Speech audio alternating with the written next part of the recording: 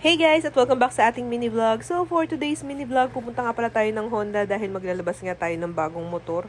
Yung napili nga pala namin guys is Honda TMX Supremo 150. Ang bilis nga guys dahil kahapon nga lang kami nagtanong ng unit and ngayon nakuha na nga namin yung unit niya. Ayan nga siya. At meron na nga rin mga freebies na kasama yung aming nabili. Ayan, hindi ko alam kung ano yung tawag dyan. Comment nyo na lang kung ano yung tawag dyan. At eto na nga guys, may update nga rin pala tayo sa aming pinapagawang bahay. Eto na nga yung pinapagawa natin guys. Ayan, matatapos na, napapalitdahan na lahat ng labas. Konti na lang yung hindi. And then yung kabilang side is ayan, patapos na din. Nagpapabubong na nga rin pala tayo sa second floor guys. Hindi nga lang ako masyadong nakakapag-update dahil nga umuulan-ulan nga dito. At medyo patigil-tigil nga yung pagpapagawa at kapag umuulan. Pero eto na nga siya at tingnan nyo, ayan, may bubong na nga rin yung ating second floor. Inaayos pa yan guys, hindi pa masyadong tapos.